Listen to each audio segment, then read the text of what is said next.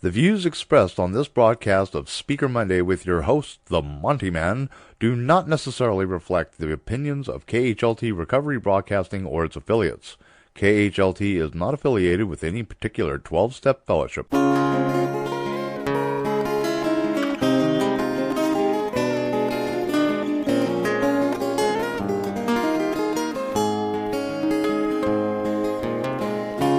Just when you think you have all your ducks in a row,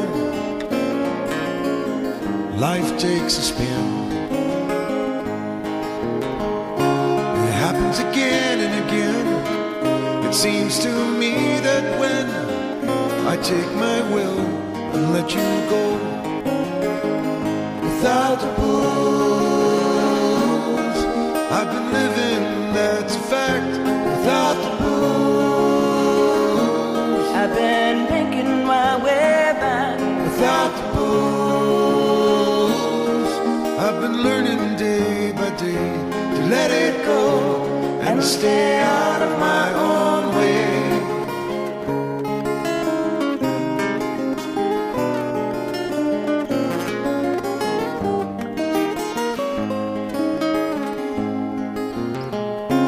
Welcome to Speaker Monday with the Monty Man. Each week, Monty brings us speakers from a variety of 12-step fellowships. Now here's the Monty Man with this week's speaker. Well, welcome, friends and family, to another great episode of Speaker Monday here at Take12Radio.com on your internet dial. Please write this down. Are you ready? This is our email, take12radio@comcast.net. That's the word take, the number 12, radio@comcast.net. Please email us and let us know what you think of the show today. Also, would you do me a favor? And whenever you're tuning into Take 12 Radio and there's a like button, a Facebook like button on the page down at the bottom left or up by the player, would you please click on that and let us know that you like the show? If you don't like the show, of course, you probably won't click on it. And you may never come back anyway. But if you like it, I would really appreciate it. That would mean a lot. All right. I want to give a shout out really quickly to my friend and longtime listener, Stephen C.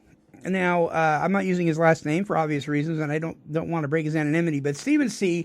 Has been emailing me back and texting me for some time now, and he shared that Take 12 Radio has really helped him in times when he was hurting. And I got to tell you, that means so much, because we want to do God's work here, and God is the great physician. He's the one that does the healing. He's the one that does the soothing. And if he can use somebody like me and he can use Take 12 Radio, well, amen to that. Stephen, thank you so much, brother. You're a good brother, and just more power to you with your recovery and all that you do. I appreciate it so very much. If somebody you know out there, my friends, needs something like Take 12 Radio, there's one gentleman who is in the UK. I believe he's in the UK. He's on an island somewhere, and he has no way to get to meetings. There's no big books. There's no nothing, but he does have the internet, and he's been listening to Take 12 Radio, and it has been getting him through and helping him in his recovery journey as well. Things like that just mean so much to us here at Take 12 Radio when we hear about what God's doing in your life through Take12Radio.com and KHLT Recovery Broadcasting. All right, we are starting out with a series here. This is a full workshop. This is going to be 3 or 4 weeks long.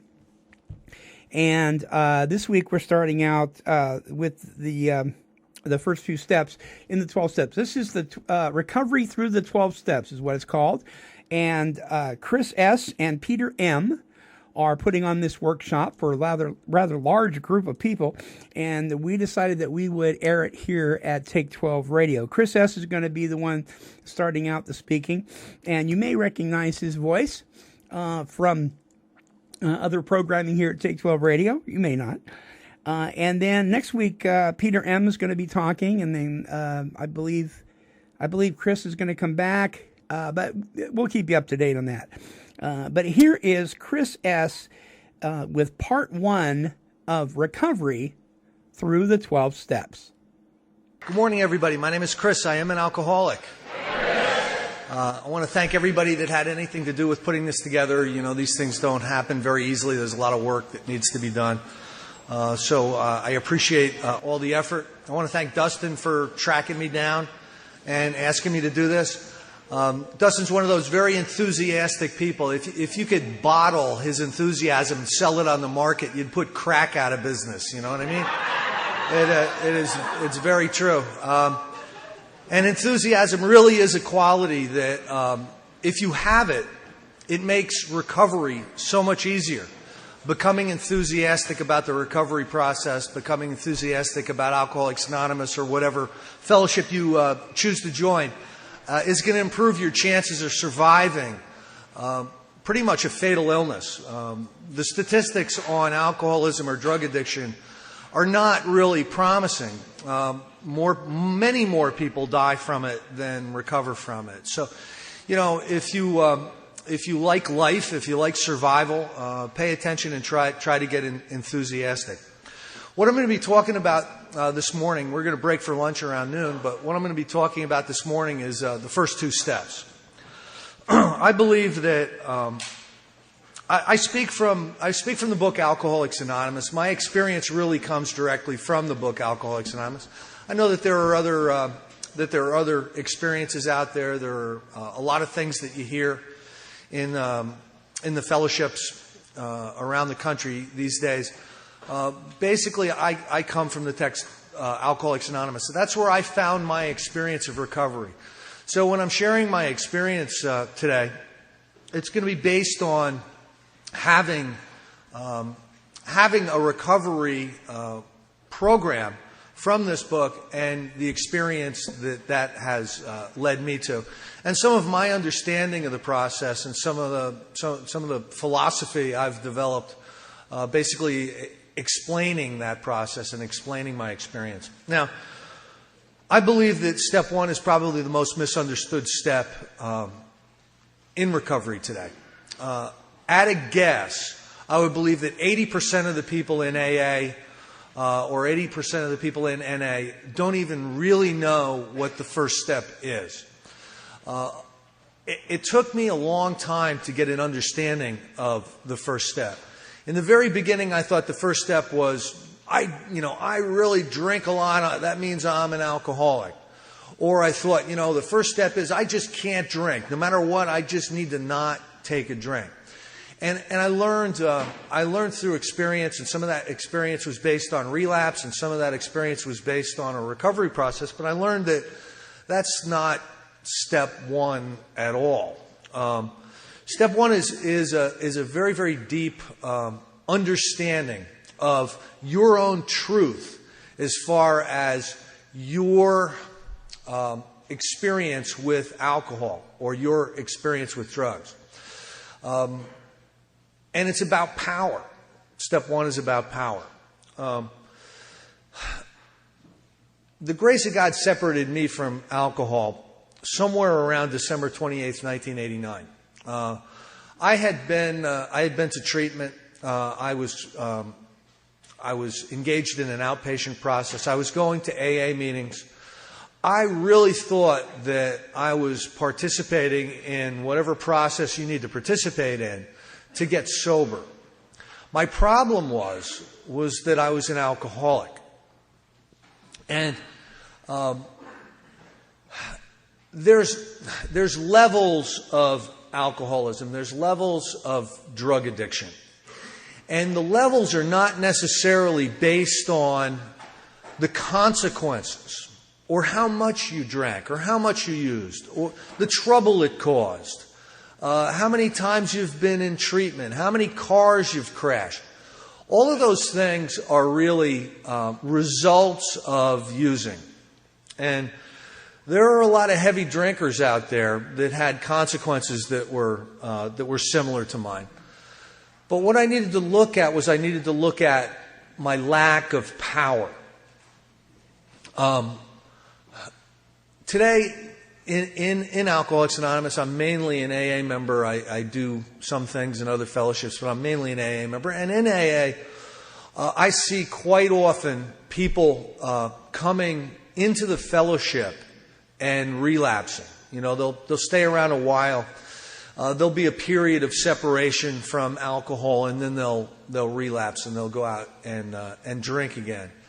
And you know, my understanding of it is different than it used to be. I was basically taught early on that the people who drink are the people that are not being honest with themselves, or the people that drink are just, you know, wanted to drink more than they wanted to stay sober. They didn't want it enough, or a number of statements like that were passed around early in AA, and you know, I started to believe a lot of them. Now, I would ask anyone in here today if there's any concepts that disturb you that Peter and I talk about, and that happens quite often, by the way. But if there's any concepts that disturb you, to just take them into consideration. I'm personally not saying I'm right or wrong about anything. I'm in a growing process right now myself. I hope to know a lot more about all this stuff and to have a deeper experience with recovery this time next year than I have now. It's, you know, it truly is a growing process for me. But if there is any concepts that we bring up today, take them into consideration. So much of recovery has to do with consideration. You know, don't believe everything you hear. Don't believe everything you hear in the fellowship that you go to.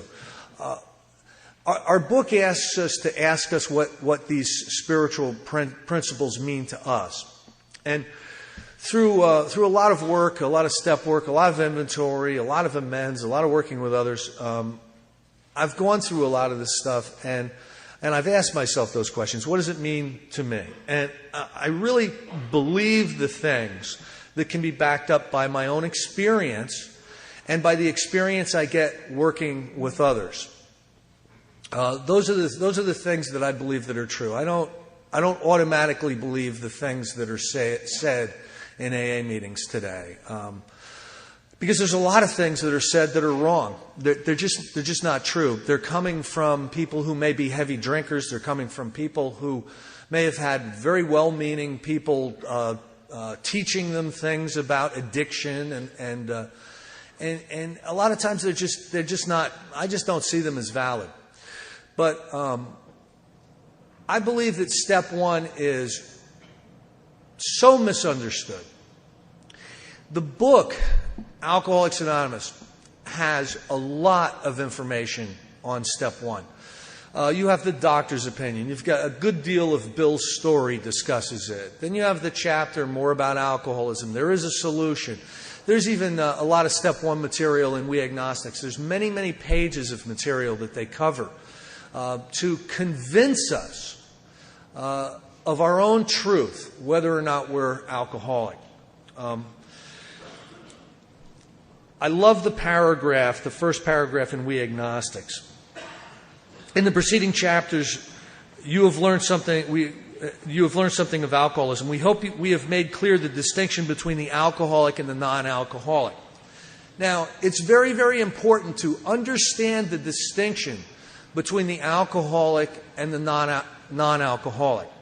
This is something that gets lost in Alcoholics Anonymous today. This is something that I have a lot of experience working with treatment centers, and this is something that's not really there's not enough attention paid to this. Now, the alcoholic and the non-alcoholic AA meetings today are filled with heavy drinkers, people who are really not alcoholic. There are so many of them in our midst, and that's not necessarily a bad thing. But when this book was written, it was written from a perspective of the low-bottom alcoholic, the person who had lost all control in drink. No amount of willpower, no amount of knowledge, no amount of any kind of human help was sufficient to keep these people from putting alcohol in their bodies. They were without defense against the first drink. Now, I'm drinking between 1985 and 1990, my alcoholism increased a huge amount.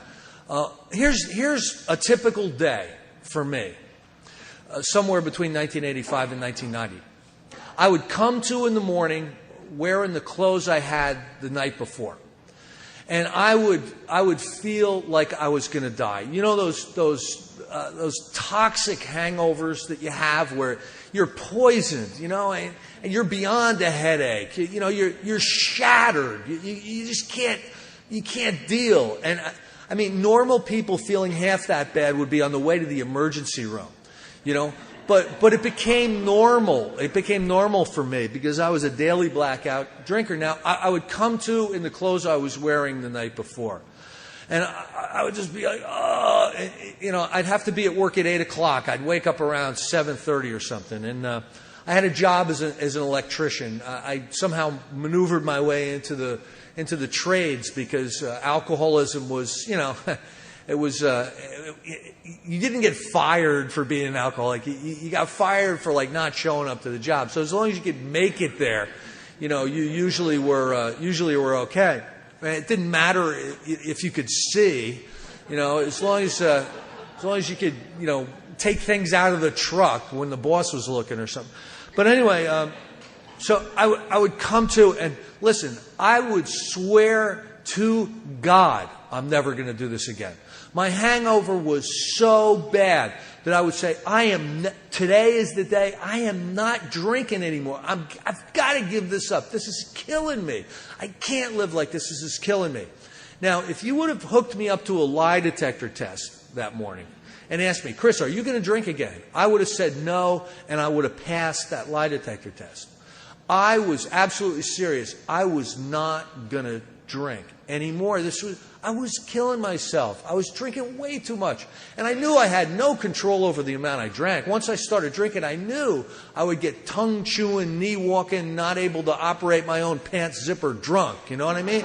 You know how you get, you're like, I mean, that happened every single time. So I swore to God that I would never drink again. And I would make it to work. And, you know, it was always a bad scene because, you know, my boss would tell me like 4 or 5 things to do, and I'd get in the truck and I'd drive off, and I'd make it to the end of the driveway, and I'd say, what did he tell me to do? You know, I couldn't remember. So I'd have to go back, you know, he'd yell at me, and tell me, I told you to write things down, and he'd yell at me. You know, I'd make it off to work. Now, the whole morning, I would just be trying to exist, you know, just feeling absolutely horrible. And lunch would come, and, you know, I'd send out one of the guys for sandwiches. I'd get like half a sandwich down. You know how you have to drink like a half a gallon of liquid to rehydrate? You know, I'd be rehydrated, and I'd have a half a sandwich down. And, you know, I'm looking at the clock. It's, you know, almost 2 o'clock. I'm going to be able to go home soon. And I start to think, you know that decision you made this morning about never, ever drinking again? You know, that's a pretty serious decision. You might have to modify that somewhat because that might be an overreaction, you know, to never, ever drink again. And then a little bit later, I'd be, you know, I'm going to modify that decision so that I'm going to stop at the liquor store on the way home. And I would stop at the liquor store on the way home, and I would buy a you know, a quart of vodka or a quart of bourbon or, you know, whatever I was drinking at that time. And the minute I got home, I'd crack the top, and I you know, cracked the top of the bottle, and I was like, you know, I knew that booze was going to be in my system soon, and, you know, things were going to be a little bit brighter. And I didn't think far enough ahead to know that I would be a vomiting pig in about 2 hours. But that's what would happen. And I would start drinking, and I'd go into a blackout, and I'd fall on the floor, and I'd pass out. Sometime around 8 o'clock at night, I'd be unconscious, you know. And this was day after day after day this happened. Day after day after day. Now, how I can use my own experience to qualify myself as an alcoholic is to look at that decision not to drink, and then look at what happened. All right, I made a decision not to drink, but something happened. I changed my mind. Now, the ego, your sense of self, is a tricky thing, and alcoholism is a tricky thing. It describes in this book that there are subtle forms of insanity that precede the first drink. Strange mental blank spots, it calls it. That suddenly is a concept that they talk about in this book. Suddenly, the thought crossed my mind that I could stop at the liquor store and get another bottle, not thinking it all the way through. Now, what I believe this book has taught me is about powerlessness. Okay? If the distinction between the alcoholic and the non-alcoholic is one of powerlessness. Now think about this. You hear a lot of things in AA and in the recovery fellowships, like just don't use, and you're going to be fine. Never pick up the first drink. The first drink gets you drunk. I'm not saying that those are not good concepts. They're good concepts in theory, and they work for the heavy drinkers. They're not going to work for the alcoholic. Because what happens is, of the insanity that they talk about in step 2 comes over us, and we're not even there when we buy the booze and put it back into our body. It's not us. It comes from an unconscious place. We're not conscious. We're not fully sane. We're not fully conscious. We don't understand the gravity of our error. That can't be something that we're awake to go back and do it again. For any alcoholic, to put alcohol in your body is an insane act. It's an insane act. Now, knowing what you know about what drugs and alcohol do to you, think about this. Consider this. Isn't it nuts to ever do that again? Oh, I think I'll go back into the hospital for a month, and lose all my money, and I get divorced, and be homeless without a job. I think that's not what we think. We don't even think. It's a form of insanity. I'm going to just read a couple of. I'm not going to do a lot of reading today, but I'm going to read a couple of passages out of here that back up my experience. But with the actual or potential alcoholic, real alcoholic, with hardly an exception, will be absolutely unable to stop drinking on the basis of self-knowledge. So it doesn't matter what you know about alcoholism, that's not going to protect you from putting alcohol back in your body. So that's not really good news. There's another section in here, that was on page 39, there's another section in here on page 43 at the bottom. Once more, the alcoholic at certain times has no effective mental defense against the first drink. Except in a few rare cases, neither he nor any other human being can provide such a defense. His defense must come from a higher power. Now, think for a minute about powerlessness. If you're going to concede to your innermost self that you're alcoholic, the step on the wall says we admitted we were powerless over alcohol. Now think for a minute about the term powerless. If you're powerless over alcohol, if you're powerless over drink, and if you have any defense on your own unaided will that can prevent you from putting alcohol back in your body, why don't you just do that? Then you're not powerless. Then you don't even need to admit to step 1. Okay?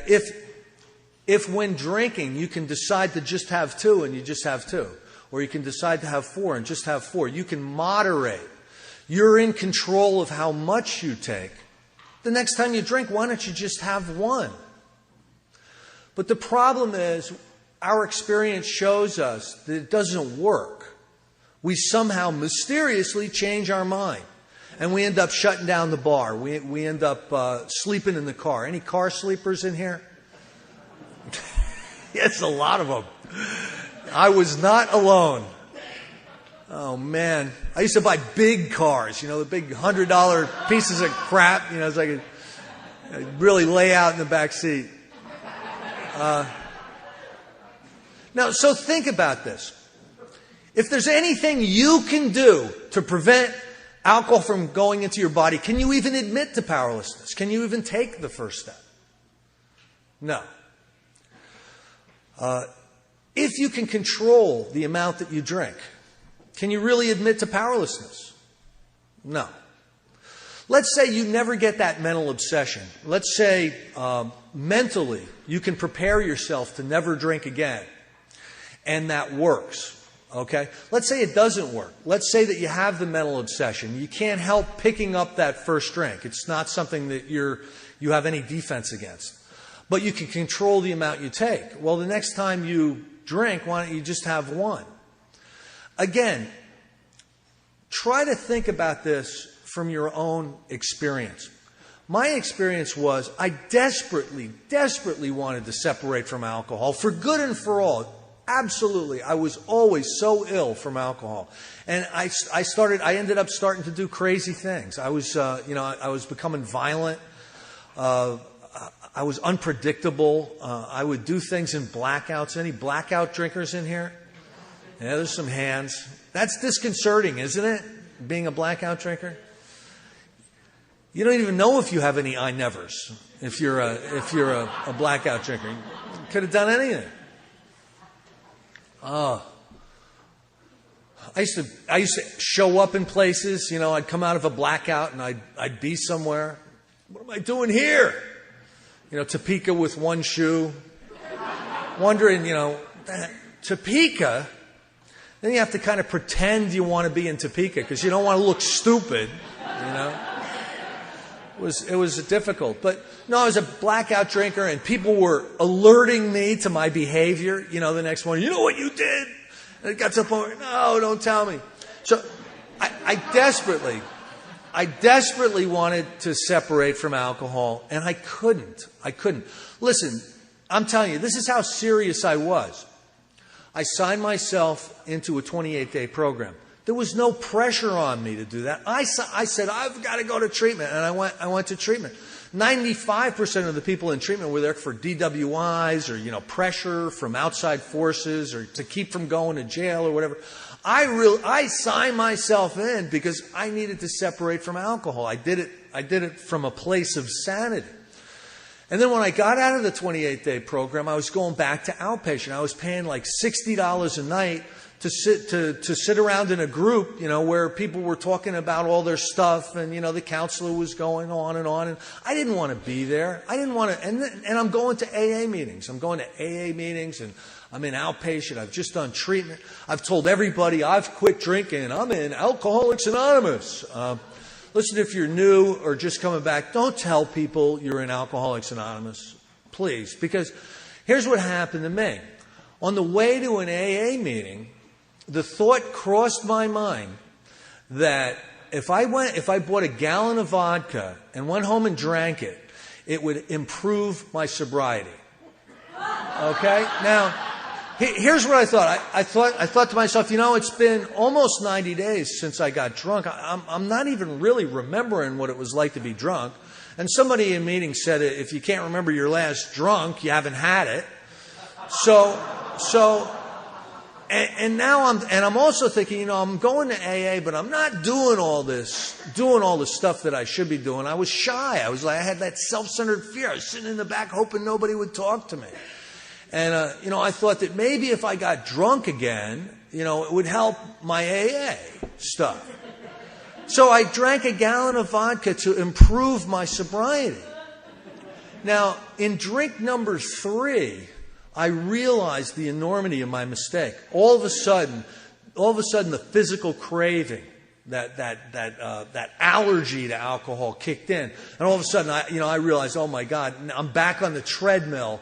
I don't know where this is going to take me. And for 6 or 7 months, I was drunk most of the time, and I was caught back up in that cycle, and it was absolute hell. But think about the insanity of that. I signed myself into treatment. I'm going to outpatient. I'm going to AA meetings. I'm telling everybody in my world that I'm now a sober guy, and I get drunk. What is that? That's powerlessness. That's what it is. That's no human power can relieve me of my alcoholism, okay? Treatment, human power. Outpatient, human power. AA meetings, human power. Okay? No human power can relieve you of your obsession to drink. Now, I didn't know this at the time, but when I got off of that relapse, I understood that the only option on the horizon was Alcoholics Anonymous. I didn't have much hope that it would work, but I crawled back into to AA meetings with a willingness that was born of desperation. I truly was beaten. I really thought that I'm going to end up drinking myself to death because I would have to be medically detoxed. I'd go into the DTs. It was an ugly scene. So I went back into AA with a willingness born of desperation, not really having a lot of hope because I had tried it. Didn't I try it before? Didn't I go to treatment? Didn't I do the outpatient? Wasn't I going to meetings? But I had no other place to go. I was kind of being drawn there, and I see it today as the grace of God was pointing me in the right direction because I was desperate. I was absolutely desperate. And I went back into to Alcoholics Anonymous, willing to do absolutely everything I could possibly do. I got a sponsor right away. I started going to meetings every single night. In a very short period of time, I was going out to the diner with everybody. I was just getting really, really involved with Alcoholics Anonymous. And when you have an incredibly serious amount of participation in AA, that can grant you a finite period of sobriety.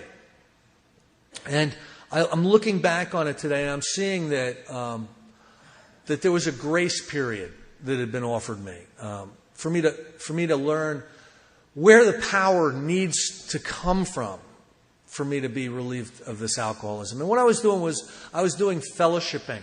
Now, one of the things that annoys me a little bit in AA today is when somebody shares, when I came into the program, you hear that a lot back in New Jersey. Practically every meeting I go to, somebody will say that.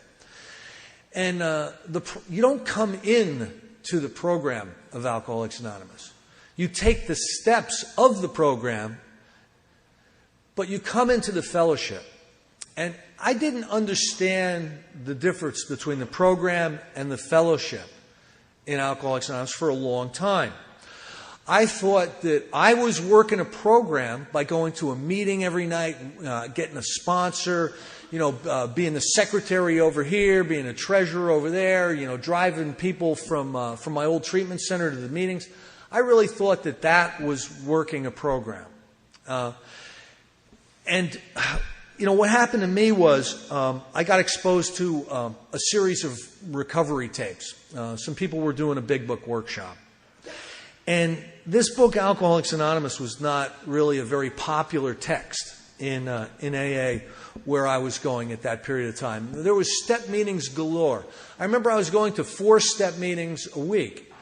There was a big book meeting, but it was only the last Monday of every month. And normally what they would do is they would read the stories in the back, and everybody would identify, because it's fun to identify.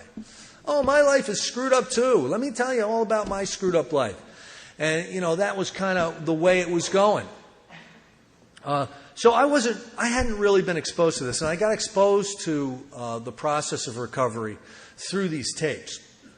And in the tapes, they explained a little bit about the powerlessness. They explained the difference between the alcoholic and the non-alcoholic. And it also made very, very clear how much trouble I was in. If you're new, just coming back, in a treatment process or haven't gone through the steps, I'm going to tell you 2 truths that you are really not awake to. The first truth is you are in way more trouble than you think you are. Okay? You are minimizing like a son of a gun. It is, however bad you think it is, multiply that by 50 and you'll be getting close to how really bad it is. Alcoholism is an aggressive illness. Drug addiction is an aggressive illness. It's fatal. It's progressive.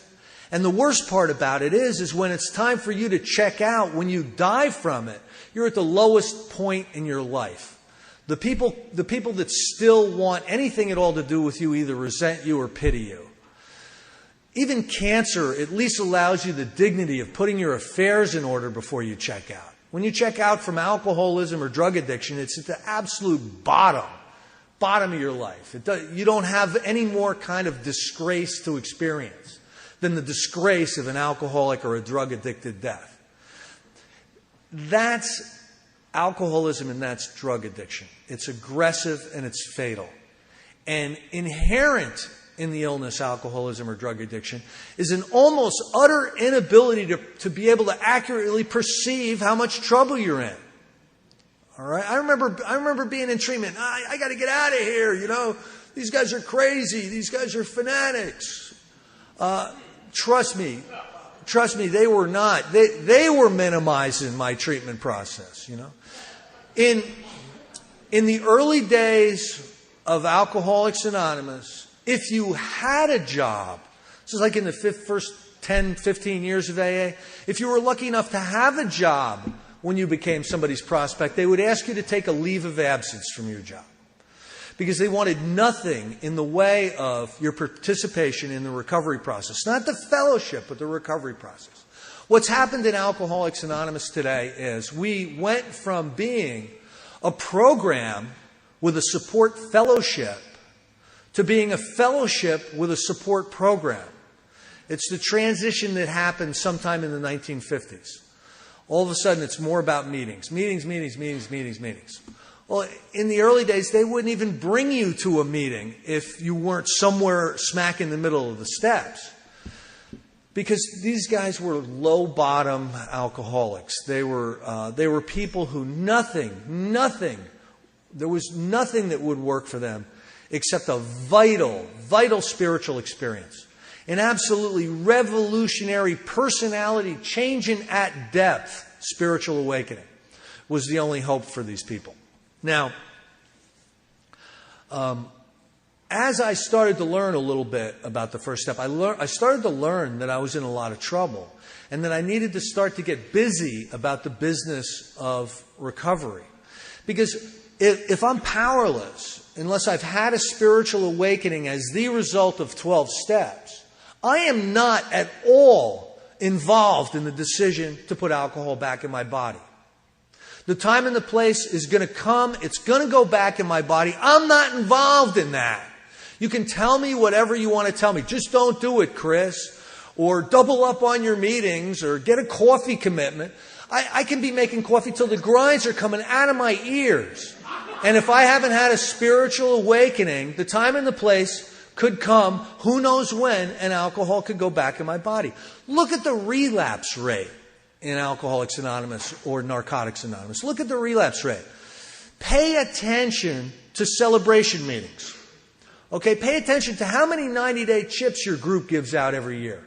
And then pay attention to how many 15-year chips your group gives out. And then pay attention to how many 30-year chips your group gives out. You're going to notice something very, very quickly. It's awful hard to stay around. It's awful hard to stay around. It's not the easiest thing in the world to walk in and say, I'm brand new, I've got one day. But it must be a lot easier to do that than to say, I've got 15 years. You know what I mean? So there's a huge amount of relapse. There's a huge amount of recidivism with people in AA today. And I believe it's because they haven't recognized the truth in their own alcoholism. That they're not involved in the decision to put alcohol back in their body. Their ego wants them to think they are. It's going to look like you've changed your mind. You've weighed all the options, and it looks like the drink is going to win out. But that makes no sense when you look at it as an insane decision. The term insanity really is more of a legal term than a medical one. And if you follow its definition back many, many years, you're going to see that the term insanity really really comes from when they developed the insanity defense. Back in Europe, 400 years ago, there would be town fools, there would be town idiots, and they would do something illegal, and they'd bring him in front of the court. Well, so-and-so, stole an apple, and it's like 5 years in prison for stealing an apple. And they look at this guy and they say, this guy didn't know he did anything wrong. This guy doesn't know the truth from the false. He doesn't know right from wrong. It would be cruel to put him in jail for 5 years. He didn't know what he was doing. So they developed the insanity defense, okay? Well, the insanity that they talk about in step 2, think about that. I'm not saying you don't take responsibility for your recovery.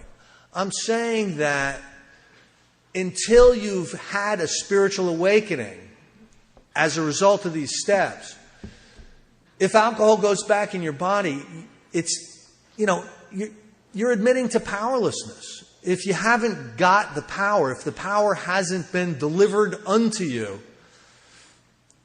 what's going on?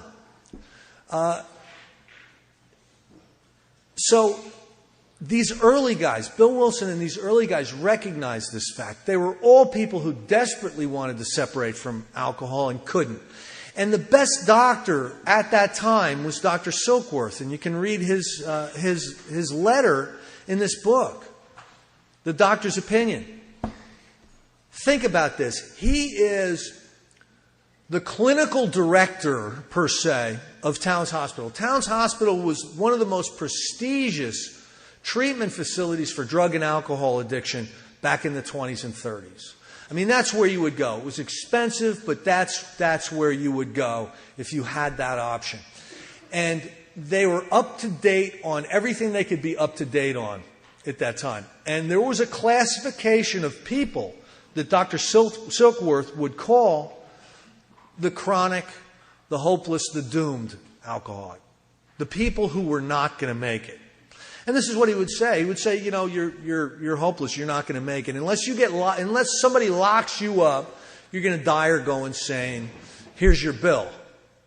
And this is the absolute best that they had. And these are the people who came back and said, hey, Doc, we're working this program of recovery, and we've recovered. Look at our lives. Our lives. And he's looking at these people like those were people I had diagnosed as hopeless or doomed, and all of a sudden they're sober. What's going on?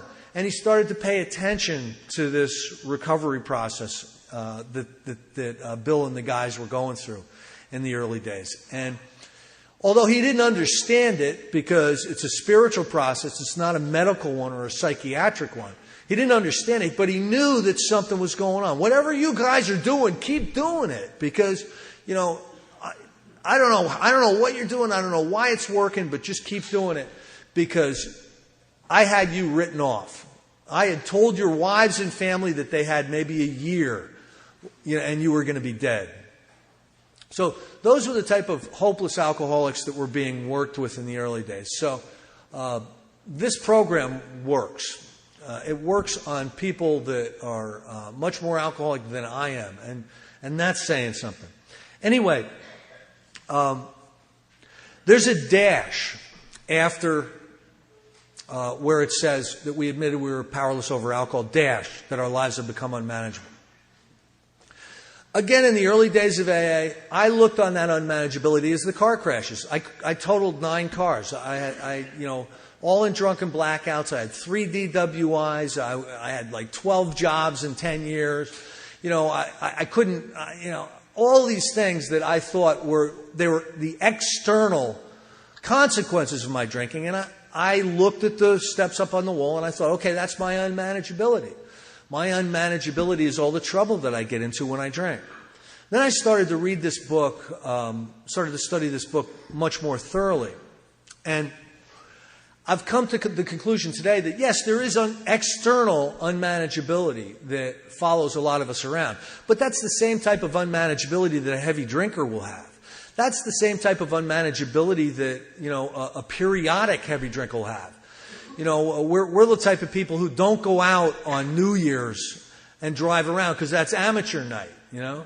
There could be a lot of amateurs out there having a lot of bad, it happens all the time. You get a couple of DWIs and they'll put a stamp on your head, A for alcoholic, because of some of the consequences of drinking. That means nothing about whether you're an alcoholic or not, whether you've had DWIs. But what I started to recognize was the internal unmanageability. It talks in this book so well about some of the emotional, psychic, spiritual, mental anguish that we go through. It's bondage of self, but it takes on many, many disguises. And here are some of them.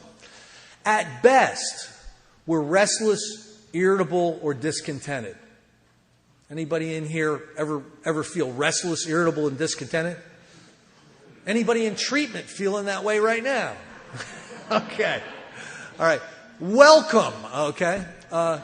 That's at best being restless, irritable, discontented. But also you know that 100% of alcoholics getting sober have depression and anxiety.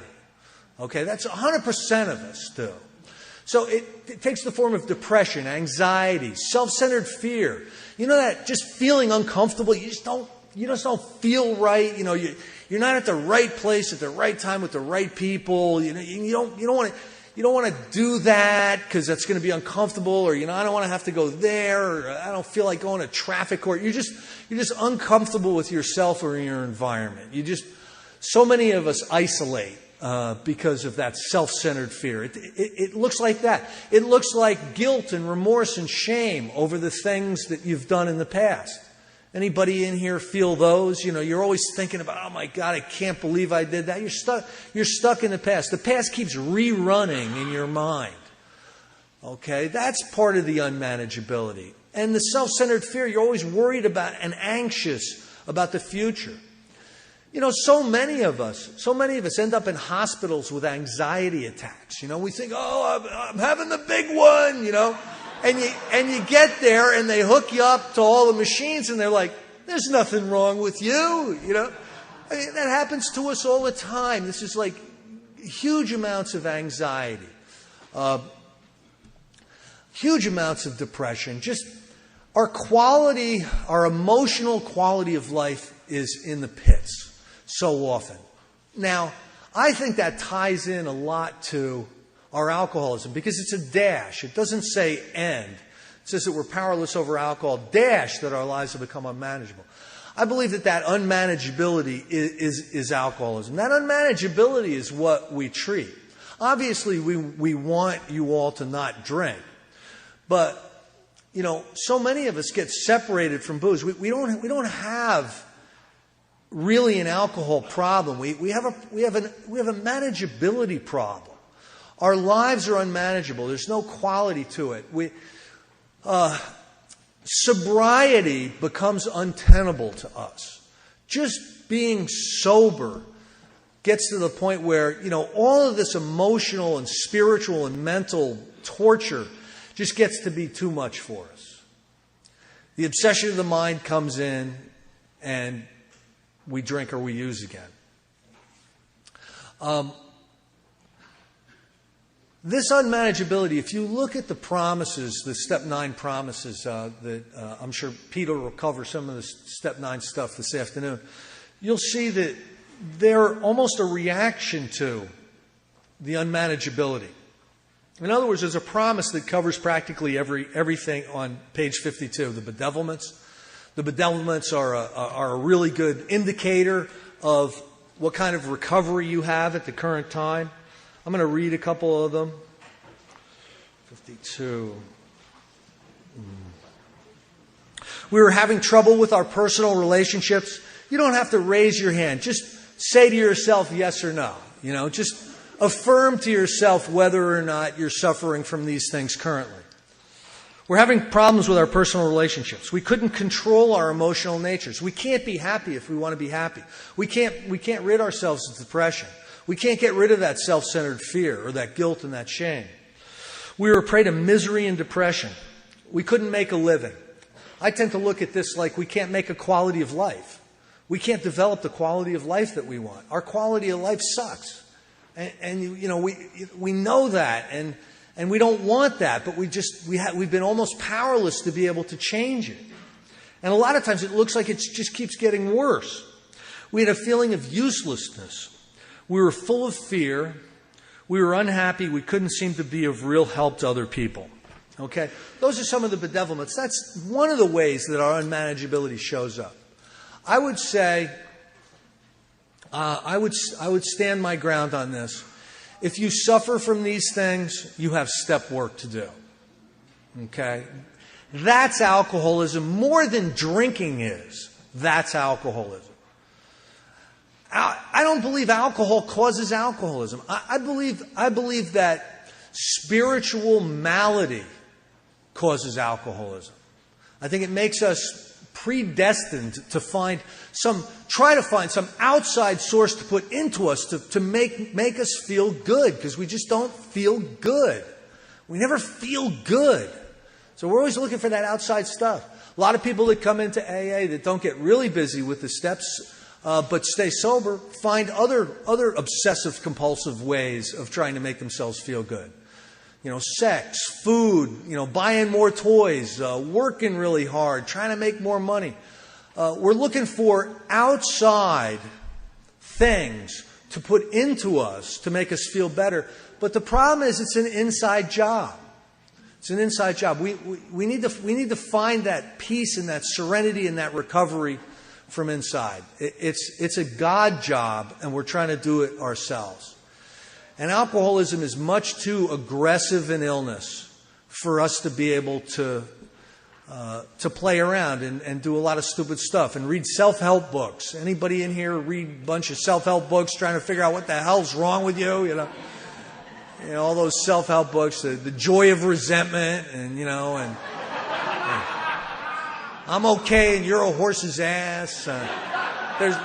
There's a lot of them out there, and I came into AA and I had probably 70 self-help books. And my sponsor said to me one time, he goes, "What is this?" He goes, "Where's your section for helping others?" I'm like, "Well, I don't have one of those." He goes, "That's your problem."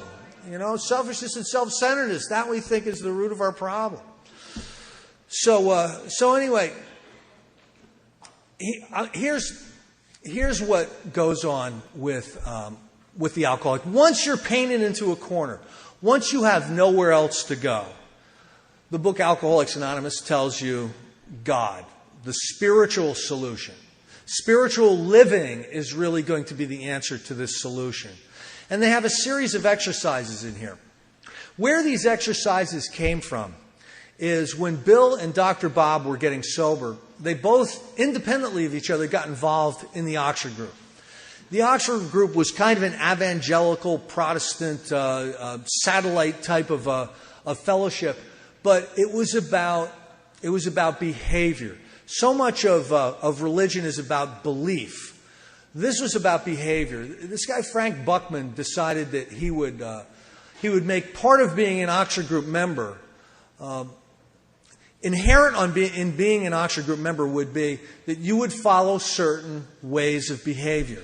You would pray and meditate. You would make restitution to the people that you had harmed. You would witness. You would try to help other people. You would admit that of yourself you're nothing. You need God's help. You would share your sins with another person in confession. You would ask God to remove these defects of character. This was all part of the process of the Oxford group. And Bill Wilson recognized that there was a lot of drunks, a lot of real drunks that were getting sober in the Oxford group. And what he found out was that spiritual living, not spiritual belief, but spiritual living, actually taking these actions and living a spiritual life in behavior, was able to help a lot of these people get sober and start to recover from alcoholism. So through his relationship with the people in the Oxford group, and then Dr. Bob in Akron, through his relationship with the people in the Oxford group and the many influences that came to them from that process, they learned this fact, that by following these simple spiritual rules, they were able to stay separated from alcohol. The power that they didn't have on their own would come into them or would become manifest in them. And the power would come in and it would help them revitalize their lives. It talks a lot of terminology in here about being reborn, about being the spiritual awakening, about having a sixth sense, rocketed into a new dimension. There's a lot of terminology in this book that goes to show what happens when you start living a spiritual life. So really, the way I look at step 2 is, step 1 is a concession to my innermost self that I'm alcoholic, that my life has become unmanageable. I'm powerless over alcohol. Step 2 is that a power greater than myself can restore me to sanity. There is a solution. There is a process whereby we can be rebuilt. Our lives can be transformed into something better than they ever were. That's my experience in my life. Prior to my drinking, I was a messed up pre-alcoholic. I still had all the unmanageability. I was still restless, irritable, and discontented, and shy, and scared, and nervous, and depressed. Before I picked up a drink. Well, practicing these spiritual principles has brought me to a way of life that I can't even believe. It's brought me to a recovery, not only from drinking, but from that spiritual malady, the mental and emotional trauma that I was suffering from. So in step 2, we believe that there is a process that will allow us to recover. At the heart of this process is the power of God. We need to start to believe that there's some type of interventionary process that can happen to us. We can make ourselves available to that interventionary process. We can put ourselves in the spiritual atmosphere for recovery to take place. But this power needs to come in, and it's a power greater than ourselves. And it talks in the chapter to the agnostic that we find this power deep down within us. And it becomes alive in us through practicing the spiritual principles. Now, the lessons that Bill and Dr. Bob learned from the Oxford Group are put into this book. They made it non-denominational. They made it spiritual rather than religious. I'm grateful for that. Because if you would have told me the day I walked into AA that I would have had to find Jesus to recover, I would have said, thank you for the information, I'm in the wrong place. And I would have left because I would have known that Jesus was not going to help me. Now, I would have been wrong, I could have been wrong, but I would have known that because that was a preconceived concept. So by turning it into a spiritual process, it makes this whole thing available to anyone. It doesn't matter what your faith, your denomination, whether you're an atheist, an agnostic, you could be a Bolivian faith healer. It doesn't matter what type of what your belief is, because these are just spiritual principles. But we need to come to believe that by placing ourselves in the atmosphere, by working these spiritual principles, by asking God to help us work them. Sometimes it's a tough process to do this stuff, and we need to even ask for divine help to be able to get through this stuff. But by engaging in this process, we can be restored to sanity. We can be restored to a place where that strange mental blank spot, that subtle form of insanity is not going to happen. We're not going to put alcohol back in our body. We're going to be transformed to a whole new level of existence and spirituality. And there are even promises in this book that our other problems will be solved. So step 2 also is coming to believe that spiritual living is going to solve all of my problems. I believe this step through experience. You have to understand, I was a skeptic. People that knew me in high school and talk to me these days are like, you are the most sarcastic, skeptical bastard I ever met. What happened to you? And listen, I didn't take a lot of this stuff on faith. I engaged in it because of a desperation to survive. All right? Maybe it would work, maybe it wouldn't work. You know, I came to believe that maybe this crazy thing will work for me.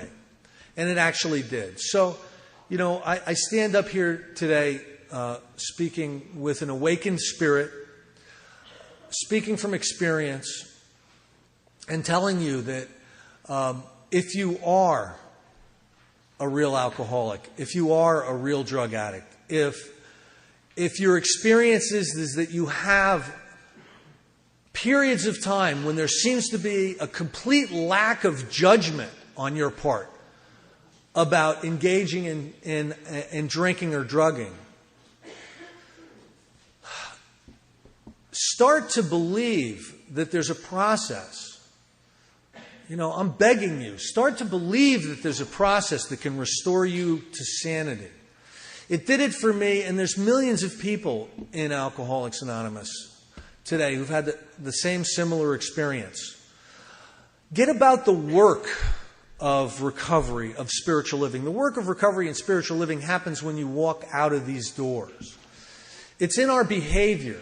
It's in our relationships. It's in how we try to live life. And it's in seeking God. However that makes sense to you. However that becomes comfortable to you. It's in seeking that experience of the divine. That power that comes from God that can restore us to sanity and solve our problems. That can allow us to become reborn and start living a life that we deserve. All right, thank you. Well, he certainly doesn't pull any punches, does he? Chris S. is the second most downloaded speaker, AA speaker, in the world on the internet today. And man, I'm telling you, the guy is something else. You know what I love about Chris is that he doesn't just talk about this thing, but it's not just lip service. He knows it, he talks about it, and he does it. And we appreciate him so very much here at Take12Radio.com. All right, my friends, next week it'll be Peter M. will be sharing from this workshop, Recovery Through the 12 Steps. And don't forget all of our other shows as well throughout the week. Until our next broadcast, this is the Monty Man, and I am wishing God's perfect serenity for you. Bye-bye. Without the booze, I've been living, that's a fact. Without the booze, I've been making my way back. without the booze, I've been learning day by day to let it go and to stay out of my own way.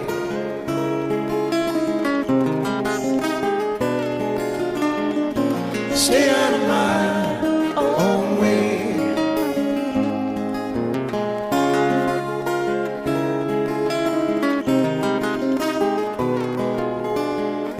Stay out of my own way.